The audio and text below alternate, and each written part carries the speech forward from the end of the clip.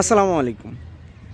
আমরা যারা ভ্রমণ পিপাসু মানুষ, যারা আসলে কক্সবাজারে ঘুরতে আসে, যারা কক্সবাজারে আসলে ট্যুরে আসে, আসার পরে আমরা এই সৃষ্টি সেরা মানুষ এই বিচে কিন্তু যত্রতত্র ময়লা ফেলে নোংরা করে রাখি এবং আমাদের এই সর্ববৃহৎ যে বিচ, এই বিচের যে পরিবেশ, সেই পরিবেশটাকে কিন্তু আমরা নিজেরাই নোংরা করে ফেলি।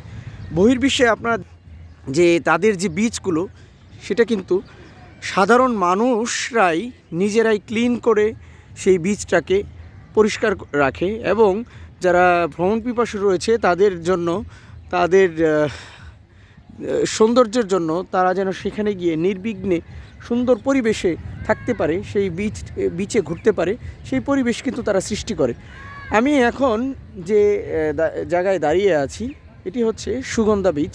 যেই সুগন্ধা বিচে কিন্তু ময়লার যে ভাস্কর্যটি তৈরি করা হয়েছে শুধুমাত্র আমাদের সচেতনতা বৃদ্ধির জন্য এবং আমাদের সাধারণ মানুষদের দৃষ্টি আকর্ষণ করার জন্য, যে আসলেই যে ময়লা, যে প্লাস্টিক বর্জ্য রয়েছে সেই বর্জ্য পরিবেশের জন্য কতটুকু ক্ষতি করতে পারে।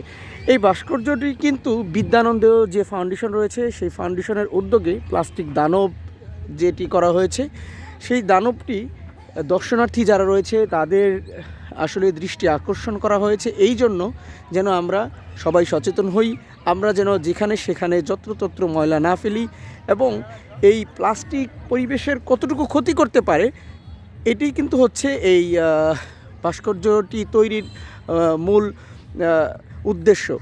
কিন্তু তারপরেও আমরা আসলে সচেতন হচ্ছি কি না এটা কিন্তু আমাদের নিজেদের বিবেককে প্রশ্ন করতে হবে এবং আমাদের নিজেদেরকে সচেতন হতে হবে।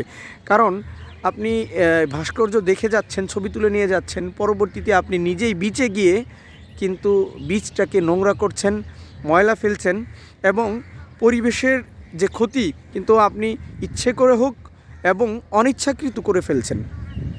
তো আসলেই আজকে আমি এখানে এসে আমি নিজে যেটা রিয়ালাইজ করলাম এবং আমি মনে করি এই ভাস্কর্য যারা তৈরি করেছে তারা কিন্তু অবশ্যই ধন্যবাদ পাওয়ার যোগ্য।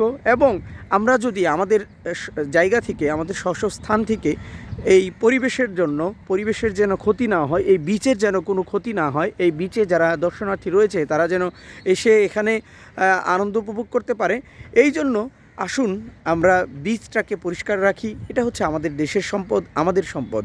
এই সম্পদকে আমরা নিজেরা রক্ষা করি, আমাদের দেশকে ভালোবাসি। ধন্যবাদ, ভালো থাকবেন, আল্লাহ হাফেজ।